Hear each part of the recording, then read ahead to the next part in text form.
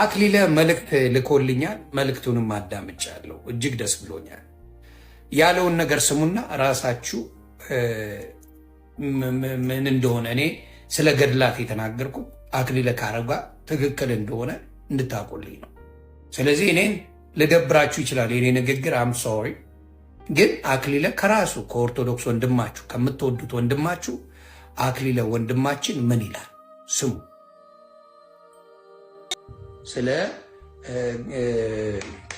ስለ ገድላት የምንነጋገራቸው ብዙ ነገሮች ስላሉ ኑና ያንን ጥያቄዎች ደግሞ የኦርቶዶክስ ወንድምና አባቶች እንድትመልሱ ያንን ጥያቄ ነው። መልሶች ሙሉ ከሌለ ገስዋ ዮኒ ማኛ ይፈነጥጣል። ሰላም ለእናንተ ይሁን። እንዴት አለ ወንድማችን? እንደሰማችሁት እንግዲህ ሌላ ቪዲዮዎች ላይ የሚያዩ የነበር እና ፕሮቴስታንት ወንድሞችን እየሰበሰበ እንደው እስቲ በጣም ከባባድ የምትሉትን ለጆሮ ሲሰማ ይጨንቃል የምትሉትን ገድል እስቲ እያወጣችሁ አንብቡ። ያው የተወሰነ የሰውን ጆሮ እና ትኩረት ለመሳብ ያህል ማለት ነው። እንዲህ አይነት ነገር ሲናገር እየሰማሁት ነበር። ሰላም ለአንተ ይሁን ወዳጄ። እንግዲህ ከዚህ ቀደም እንደምታደርገው ጨዋታ ላይ ምናምን ከሆነ ያለው እንግዲህ ወደዚህ የማለት ጉዳይ ላይ ከሆነ ያለው አሁን እየቀለድክ ያለው በህይወት ብቻ አይደለም ማይ ብራዘር፣ እየቀለድክ ያለው በጌታችን በክርስቶስ ኢየሱስ ላይ ነው እና እሱን ብትረዳው ኖሮ እና የምርም የክርስቶስ ፍቅር ትንጥዬ እንኳን በጣም ትንጥ ልብ ላይ ቢኖር በርን ዘግተህ ስቅስቅ ብለህ ባለቀስክ ነበር። በክርስቶስ ላይ እየቀለድክ እንደሆነ ብትረዳው ኖሮ ማለት ነው። ለማንኛውም ግን የገድላት ምናምን ጉዳይ ያለፈበት ፋሽን እየተነሳ እንደው ገድል ላይ እኮ እንዲህ ይላል ተአምር ላይ እንዲህ ይላል የሚሉ ሰዎች አሁን መነሳታቸው በጣም ያስቃል። ፈኒ ነው። ለማንኛውም ከገድላት ጋር በተያያዘ ቤተክርስቲያን ገድላትን ስትሰጥ የሰጠች ለምንድነው ብለን ተነጋገርን። ከዚህ ቀደምም ገድላቱን ስትሰጠን ቤተክርስቲያን አለቀ የቅዱሱን ታሪክ አይተን ክርስቶስን በመምሰል ሕይወት ውስጥ ያደገበትን ነገር አይተን እኛም እንደው ክርስቶስን መስለን እንድናደግ በቃ ለዛ ነው የምንጠቀምበት። ከዛ ውጭ ግን ለአእምሯችን እንደዚህ አሁን እንደዚህ ሰዎች ይላሉ በጣም የሚጨንቅ ምናምን ነገር ሲሉ ነበር። ለአእምሮ ከጨነቀ የመቀበል ግዴታ እንኳን የለብህም። ይቺን ፖይንት ያዙልኝ። የመቀበል ግዴታም የለብም። ይቺን ፖይንት ነው የምፈልጋት። ሌላ የሚጨምረው የመቀበል ግዴታ የለብም። ይሄን ኦርቶዶክስ ትለዋለች ወይ ነው? ኦርቶዶክስ አባቶች የመቀበል ግዴታ የለብህም ይላሉ ወይ ነው? አንድ ነጥብ ይሄን ያዙ። እንቀጥላለን። ፕላስ ደግሞ ገድላት ተአምራት መጽሐፍት ውስጥ ስህተት አይገኝም አላለም። ስህተት ሊገኝ ራሱ ይችላል። ስህተት አይገኝም አንልም። ስህተት ሊገኝ ይችላል። በደንብ ስሙ። እችን በደንብ ስሙልኝ። ለምሳሌ ገድል ላይ እኮ እንዲህ ይላል ተአምር ላይ እንዲህ ይላል የሚሉ ሰዎች አሁን መነሳታቸው በጣም ያስቃል። ፈኒ ነው። ለማንኛውም ከገድላት ጋር በተያያዘ ቤተክርስቲያን ገድላትን ስትሰጥ የሰጠች ለምንድነው ብለን ተነጋገርን። ከዚህ ቀደምም ገድላቱን ስትሰጠን ቤተክርስቲያን አለቀ የቅዱሱን ታሪክ አይተን ክርስቶስን በመምሰል ሕይወት ውስጥ ያደገበትን ነገር አይተን እኛም እንደው ክርስቶስን መስለን እንድናደግ በቃ ለዛ ነው የምንጠቀምበት። ከዛ ውጭ ግን ለአእምሯችን እንደዚህ አሁን እንደዚህ ሰዎች ይላሉ በጣም የሚጨንቅ ምናምን ነገር ሲሉ ነበር። ለአእምሮ ከጨነቀ የመቀበል ግዴታ እንኳን ግዴታ የለብህም። ሰምታችኋል። ራስ ደግሞ ገድላት ተአምራት መጽሐፍት ውስጥ ስህተት አይገኝም አላለም። ስህተት አይገኝም ራሱ ይችላል ብለን እናምናለን። ለምሳሌ አሁን ከቅርብ ጊዜ ላይ በተካሄደው በዚህ በዝክረ ኒቂያ ጉባኤ ላይ ፓትርያርካችን ብፁዕ ወቅዱስ አቡነ ማትያስ ምን እንደተናገሩ እንስማ። ስማ። የመጽሐፍቶቻችን ጥራት ያስፈልጋቸዋል። ጥራት ያስፈልጋቸዋል። እንግዲህ በሊቃውንት ጉባኤ ያልተመረመረ መጽሐፍ ማለፍ የለበትም በእውነቱ። እንደሰማችኋቸው ቅዱስነታቸውም ሰው ምን አሉ? መጽሐፍቶቻችን ጥራት ያስፈልጋቸዋል። እኛ ራሱ መጽሐፍቱን እንዲህ ብለን እየተናገርን ነው ማለት ጥራት ያስፈልጋቸዋል እየተባለ እና መመርመር አለባቸው በሊቃውንት ጉባኤ እየተባለ ብድግ አድርገህ ባይዜ ቢመረመሩ ራሱ ተመርምረው ቢወጡ ራሱ የሃይማኖት መመስረቻ አይደሉም። የሃይማኖት መከራከሪያ አይደሉም። እንደዚህ የሃይማኖት መከራከሪያ አይደሉም። የሃይማኖት መመስረቻ አይደሉም። እየሰማችሁ ነው። እኔ አይደለም ምለው እኔ ላይ ጓንዳ ብትሉም ችግር የለውም። ከዚህ በኋላ ጌታ ይቅር ይባላችሁ ነው የምለው። ብትሉ ራሱ ችግር የለውም። ግን እሱ እንደሚል ልነግራችሁ ፈልጌ ነው። ኧረ መድኃኔዓለም ድረስ አሁን ጭራሽ እንደውም ምን እየተባለ በጉባኤ ላይ ነው በዚህ ቅዱስነታቸው የተናገሩት። መጽሐፍቶቻችን ጥራት ያስፈልጋቸዋል። በቃ እንዲህ ነው እኛ ምናምነው። ስለዚህ አሁን እነዚህ መጽሐፍት ይዤ ኦርቶዶክስን ላሸማቀ ምናምን እሱ ጭራሽ አይታሰብም። በቃ ኦርቶዶክሳውያን ወይም ክርስቲያኖች መጽሐፍቱን በምን መልኩ መጠቀም ለምን ዓላማ መጠቀም እንዳለባቸው ስለዚህ አሁን የመደናቆና ጫፋ ክርክራችሁ ያስታደርጉታላችሁ። ይቆየን። አክዬ ታንኪዩ። በመጀመሪያ ደረጃ this is what I wanted ምንድን ነው በመጀመሪያ ያልከው አንተ ጌታን ብትወልድ ያልከኝን ከመጀመሪያ አልጀምር። በጣም ይቅርታል፣ ይህን ስለመለስኩልህ በጣም ይቅርታል። በፊት ግን ቢሆን ጓ ነው የምለው፣ አሁን ይቅርታ እያልኩ ነው መልስ የምሰጠው። ምን አይነት መልስ ነው የምሰጠው ወንድሜ? አንተ እውነት የጌታ ፍቅር ቢኖርበት ትንጭ ይችን የምትሃል ብለህ ጀጅ አድርጋ ይችን የምትሃል የጌታ ፍቅር ቢኖርበት ተንሰቅስቃ ቤትን ዘግተህ ታለቅስ ነበር ብለኸኛል። በጣም ጥሩ ሀሳብ ነው፣ በጣም ጥሩ ሀሳብ ነው። ግን ተንሰቅስቄ ለጌታ ሳለቅስ ላይቭ ከፍቼ ለእናንተ እያሳየው ነው ማልቀስ ያለብኝ ወይስ ቤቴን ዘግቼ? አየህ ችግሩ ይሄ ነው። ተንሰቅስቀ ስታለቅስ ቆያ እንዴ እያለቀስኩ ነው ላይቭ ልግባና ላይቭን ነግቼ ቤቴን ዘግቼ እያለቀስኩ አንተ እያየኸኝ ነው ወይ? አየህ አንዳንዴ ስንናገር ዝም ብለን የመጣልንን መናገር አያስፈልግም። ተግባባ? ቤትህን ዘግተህ ደጅህን ዘግተህ ጌታን መፈለግን የመሰለ የተቀደሰ ነገር የለም። ግን ላይቭ ከፍቼ አይደለም ለጌታ ማለቅስ። ተግባባን? ስለዚህ እችን ያለ እምነት ሸምጥጠ ፈርደህ ማለት ነው። ፈርደህ እኔ ጌታ ይግባኝ አይግባኝ ምኑ ይሁን ለሽቀላ ይሁን ለምን ይሁን ሳይገባ ቶታሊ ይፈርዳል። ስለዚህ እችን ነገር ብታስተካክላት ገባ? ጌታ ሲለቀስለት በትክክል ቤት ተዘግቶ ጌታዬ ተብሎ የሚለቀስለት አምልኮ የሚሰጠው አምላክ ነው ያለ በትክክል። ሌላው የምነግርህ አንድ ነገር ልንገርህ። በነገራችን ላይ የሆነ ምግብ ቀርቦልህ ፎርጌባ የሆነ ምግብ ቀርበልህ እዚች ጋ ግን ትንሽ መርዛለሁ የተበላሸ ነው ብሎ ቢሰጥ ምንድን ነው የምታረገው? ምንድን ነው? ወይም መርዙ ይቀር ይሄ ነገር የተበላሸ ነው የሆነ ነገሩ እዚህ ጋር ተበላሽተዋል ብትባል የተበላሸውን አውጥተህ ከዛ ንጹህን ነው አይደል የምትጠቀመው።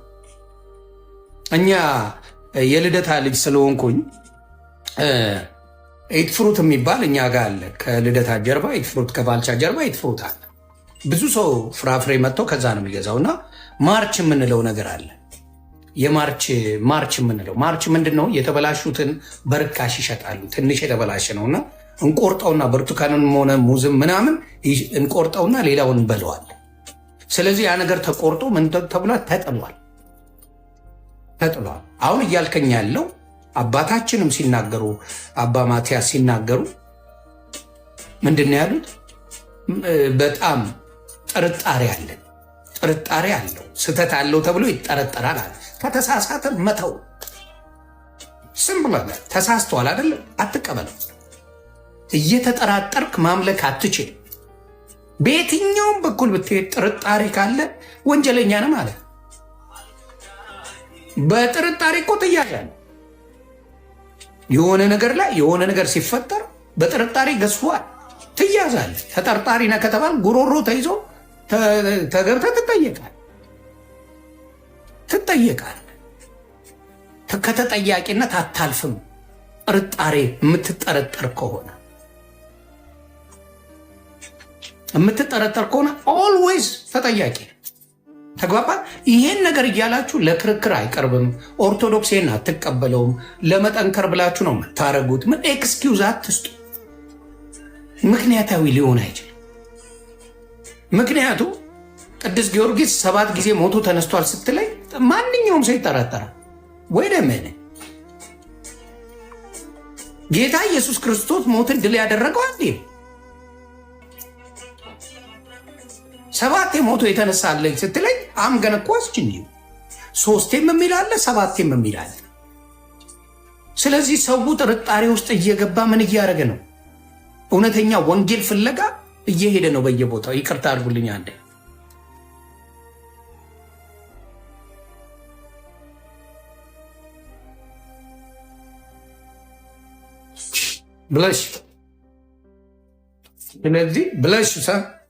ስለዚህ ልላችሁ የምፈልገው ምንድን ነው? በጥርጣሬ ላይ ካላችሁ ጥርጣሬ ካለው አባታችን ዳይሬክትሊ ጥርጣሬ ያለን ብለው ከተናገሩ ናው የቤታችሁ ቴሌቪዥን ግዙ ልበል። በነገራችን ላይ ሊሰራም ላይሰራም ይችላል ብዬ ብሸጥልህ ትቀበለኛል? ውጅ ዱ ታደርጓለህ ወይ? የሆነ ነገር አምጥቼ ሊሰራም ላይሰራም ይችላል እንካ ግዛ ብለህ አትገዛኝ። ጥርጣሬ ካለ ማስወገድ ነው። ለምሳሌ ፍሪጅ ውስጥ የተበላሸ ዕቃ ካለው ምንድን ነው የምታደርገው? ፍሪጁን አጥለውም መቼ። የተበላሸውን ዕቃ አውጥተህ ትጥልና ፍሪጁን ትጠቀሙበታለህ። ስለዚህ ኦርቶዶክስ ክርስቲያን የተበላሸው ዕቃ አለ። ምን አይነት ዕቃ? የገድላት ዕቃ አለ። የማይጠቅም ምንም ጥቅም የሌለው ዕቃ አለ። ለምን ተብሎ? ለቢዝነስ ተብሎ። ትላንትም ሲናገሩበት ነበር። ትክክለኛ ነገር ነው መሪ ጌታ የተናገሩት። ዮዲት ጉዲት መጣ፣ ቤተክርስቲያንን በሙሉ አጸዳች። በሙሉ አጸዳች። ቤተክርስቲያን የሚባል ነገር አጸዳችው። ስለዚህ ኦርቶዶክስ ቤተክርስቲያንን አጥፍታ ነበር። ለ40 ዓመት አጥፍታታለች። ምንድን የተደረገው? ከዛ በኋላ ቤተክርስቲያንን እንደ አዲስ ለመመስረት ሰዎቹ ምን ይህን ከሰጠ ይህን ትሆናለህ እየተባለ ምን መደረግ ተጀመረ? ሰው ማዋጣት ተጀመረ። ፌቨር ያስፈልጋል። ፌቨር የምታደርግለት ካለ አይወድህም። አሁን ለምሳሌ ለገብርኤል ዝክር ከዘከርክ ትድናለህ፣ አይወድህም ማለት ካልሰጠኸው አይወድም ገብርኤል እያልክ ነው። ቅድስት ድንግል ማርያም የሆነ እሷን ካልዘከርኩ፣ ልደታ ማርያምን ካላከበርኩ፣ ካልዘከርኩ፣ ጥቅም ካልሰጧት አትወደኝም ብለህ የምታስብ ከሆነ በፌቨር ነው የወደዱ ማለት ነው። ቅዱስ ሚካኤልን ዝክር ካላወጣው አይወደኝም፣ በሱ ጸበል እንትን ካላልኩኝ አይወደኝም ካል ገስቧት ጥቅም መስጠት አለብን። በጸጋውን የወደደን እግዚአብሔር አምላክ ክርስቶስ ሲወደድ ግን ምንም ገኛ የሚፈልግ ወላ ሃንቲ ምንም ነገር አይፈልግም። በጸጋው የወደደኝ እያለ ለምን ብዬ ነው ለአንተ የምሰጠው? ፈዋይ እሱም ደግሞ እኮ ደግሞ የሚጠይቀው ማንን ነው? ፈጣሪውን ነው። እንደኔ የሚጠይቀው ማንን ነው? ጌታን ነው የሚጠይቀው። እግዚአብሔር ያሳያችሁ። አማልዳለሁ ብሎ እንደገና የሚጠይቀው እግዚአብሔር አምላክን ወይ ክርስቶስን ነው የሚጠይቀልን ራሱ። ስለዚህ ወንድሜ ልነግር የምችለው ምንድን ነው? አሁንም የምንጠራጠረው ነገር አለ ብለህ ቃል በቃል ከተናገር ምን ተፈጠረ ማለት ነው? ምን ተፈጠረ ማለት ነው? ስህተት ትምህርት አለ። ቃል በቃል ስህተት ትምህርት አለ። አባታችንም አሉ እናንተም አላት። ለክርክር የሚቀርብ አይደለም። ካልሆነ ማንበብ የለም። የምትጠራጠረው ከሆነ በፍጹም አያስፈልግም ማለት ማልጠራጠረውን አምላክ ነው የማመሰግን። ስለዚህ ለሰጠኝ ምክር እጅግ አድርጌ አመሰግናለሁ። ክርስቶስ የሚሸቀልበት አይደለም። በነገራችን ላይ ማብራት ሄልዬ ክርስቶስ የሚሸቀልበት አምላክ የቢዝነስ አምላክ አይደለም። ምክንያቱም የሽቀላ ሜቶዶችን ሶሻል ሚዲያ ላይ እንደ ዮኒ ማኛ የሚያውቃቸው የለም። እንደ ዮኒ ማኛ ማንም አያውቀው አምጣ። ግን አንድ ነገር የማደርገው ሁልጊዜ የምናገራለሁ ስለ ጌታ ኢየሱስ ጌታ ነው ብዬ የምመሰክር ሰው ነኝ። ምንም ሳልጨቃጨቅ ከበፊትም አሁን ያመጣሁት ነገር አይደለም። ገድላት አላምንም፣ በስዕላት አላምንም ያልኩት ዛሬ አይደለም። ዛሬ ሆንኜ ከሆነ ውሸታም በላይ አኔቨር ሰይድ በገንዘብ የገዛውን ነገር ትባረክበታለህ ካልከኝ ዋሽተኸኛል። ምክንያቱም ክርስቶስ በጸጋው አድኖኝ፣ አንተ ግን ጥቅም ግዛና እንደዚህ አድርግ የምትለኝ ከሆነ እየዋሸኝ ነው ማለት። ስለዚህ አክሊለ ያልከው ነገር ከራስህ ለክርክር የሚቀርቡ አይደለም። ማመን ግዴታ የለብህም ከተባለ ክርስቶስን የማመን ግን ግዴታ አለ። አየህ፣ እምነትነት ክርስቶስን ካላመንክ አትድንም። እነሱን ካላመንክ ትድናል እያልከኝ ነው። ግዴታ የለብህም ካልከኝ ጥቅም የለውም እያልከኝ። ግዴታ ከሌለብኝ ጥቅም የለውም። ግዴታ ያለበትን ነገር ነው መጽሐፍ ቅዱስ ላይ ሲናገር ነው። ወንጌል ሲናገር የነበረው መጽሐፍ ቅዱስ ሲናገር እመቤታችን ትጸልይ ነበር።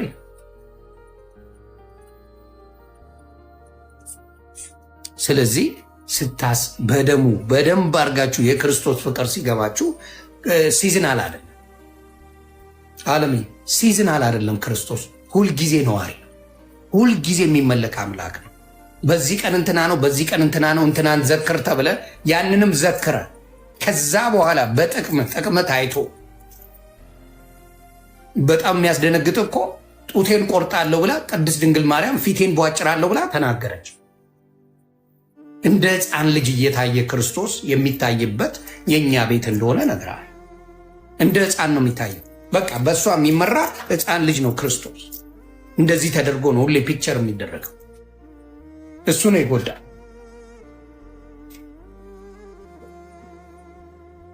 እሱ ነው ይጎዳል። ተግባባ።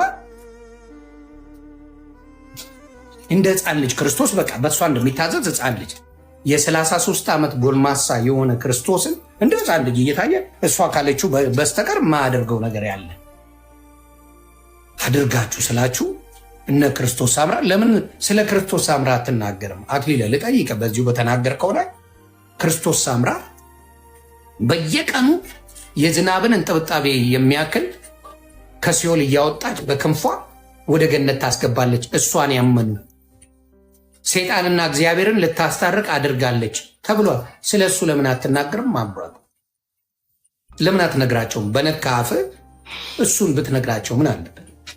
እግዚአብሔርና ሰይጣንን ለማስታረቅ ክርስቶስ ሳምራ ሲኦል ሄዳ ነበረ። ሲኦል ስትገባ ሲኦል ላይ ሰይጣን ጋማ ብሏል። ከዛ ቅዱስ ሚካኤል መጥቶ በጦሩ ተዋግቶት ከዛ በኋላ 10,000 በክንፏ ከሲኦል ላይ ያሉ ነፍሶችን ይዛ ወደ ገነት መጣች የሚለው ለምን አትዘግበኝም? አክሊለ ማብራቀ ለምን አትዘግበኝም? እንደዚህ አይነት ትምህርት ነው መማር ያለብን። የኦርቶዶክስ ምዕመናን እነዚህ ናቸው መማር ያለባቸው። ክርስቶስ ለ1 ሰዓት ሙሉ ከንፈሩን መጠመጠው የሚል ትምህርት አለ። ጣቱን ይጠባ ነበር የሚል ትምህርት አለ። ለምንድን ነው ለመተው የጨነቃችሁ? እነዚህን አይነት ኦርቶዶክስን ሊያዋርዱ የሚችሉ ትምህርቶች ለምንድን ነው መቆም ያልቻሉት? አምልኮ መዘመር ሁሉ የሚገባው 27 ጊዜ ነው ያለው ወንድማችን ሲናገር እጅግ አድርጌ ያከበርኩ። 27 ጊዜ ለእግዚአብሔር ዘምሩ ነው፣ ለክርስቶስ ዘምሩ ነው የሚለው። መዝሙር በሙሉ ለእግዚአብሔር ለአብ ለወልድ ለመንፈስ ቅዱስ ነው የሚለው።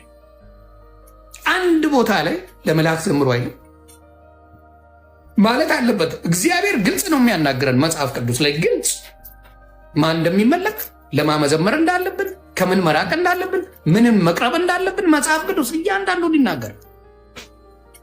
እያንዳንዱን ተጽፎ ለማርያም ሲሆን አይናገርም ትለኛለህ፣ ለቅዱስ ገብርኤል ሲሆን አይናገርም ትለኛለህ፣ ለአርሴማ ሲሆን አይናገርም ትለኛለህ፣ ለሁሉም ሲሆን ኖ እንደዚሁ ጥሩ ስለሰሩ ይላላ መጽሐፍ ቅዱስ ይላላ።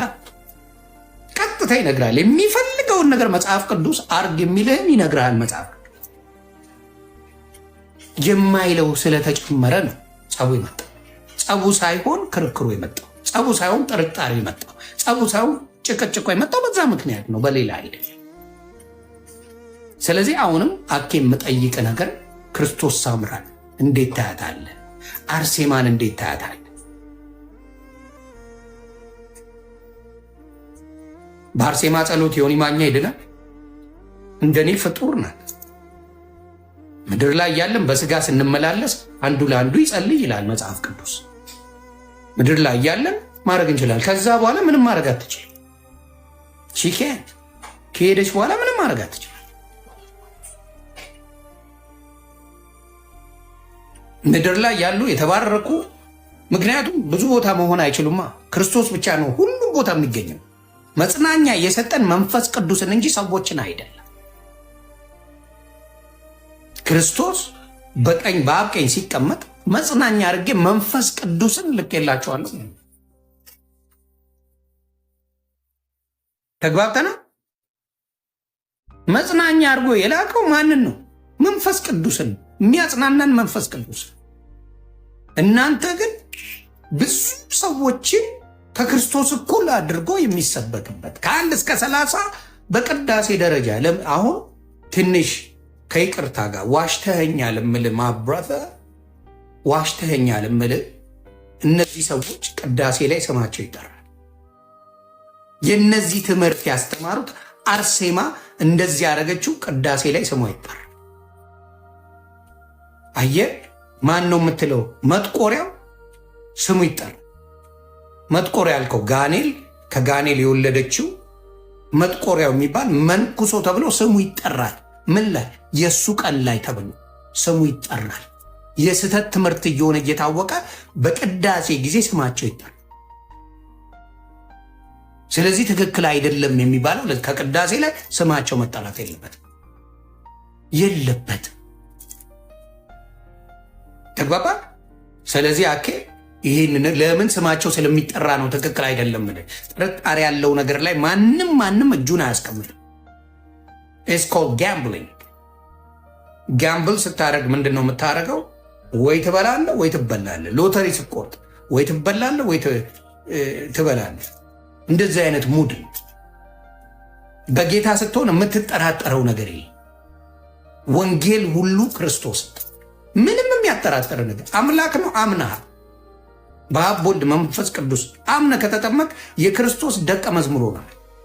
የሚያጠራጥር የሚያሰጋ ነገር የለም። ለክርክር አይበቃም። የባይብል የክርስቶስ ነገር ሁሌ ብታመጣው ፊት ለፊት ቁጭ ብሎ ይናገር። ስለዚህ ያንን ነው ማለት የምፈልገው። ትክክለኛ ሙሉ የሆነ መልስ አሁንም እየጠበቅኩ ነው። ለምን? ኦርቶዶክስን ስለማከብራት ስለምወዳት ስለማከብር ዝም ብዬ አልወጣም። እወዳታለሁ፣ ኖሬባታለሁ ለረጅም ጊዜ። ዝም ብዬ አልወጣም። ስለዚህ ሙሉ መልሱን ደግሞ እንሰማለን። እኔ ብቻ አይደለሁም፣ እርግጠኛ ሆኜ የምነግራችሁ በእርግጠኝነት ጌታ ማዳኑም ብዙ ሰዎች አንድ ላይ ነው የምንቀበለው። ስናራም ለሚ ስቀበል ደግሞ ቃል በቃል ነግሬያቸዋለሁ። ከነቢት ብርቱካን ከእሷ ነው የምቀበለው። ከነቢት ግልጽ አድርጌ ነው የምናገረው። እኔ ድብቅብቅ ነገር የለ ዮኒ ማኛ ጋር የለም። ተደብቆ ተሽሞንሙኖ ምናምን የሚያደርገው ነገር የለም። ፊት ለፊት እስቲ ከጌታ የሚበልጥ ያለ ካለ ታመጡልኝና እቀበላለሁ። ከኢየሱስ ክርስቶስ ጌትነት የሚበልጥ ካለ ታመጡልኝና we go together, we'll do together። ያንን ነው ማለት። ከክርስቶስ የሚበልጥ ካለ ታመጡልኝና አብረን እንቀበላለን። ስለዚህ ያንን ጌታን መቀበል የግል አዳኝ አድርጎ ብዙ ቦታ አያስረግጥም። ብዙ ቦታ የሚያንቀዠቅዠኝ የግል አዳኝ አድርጌ አልተቀበልኩትም ነበር። ለአፋችን እንላለን፣ አልተቀበልኩትም። የግል አዳኝ አድርጎ መቀበልን የሚያል ፓወርፉል ነገር የለም።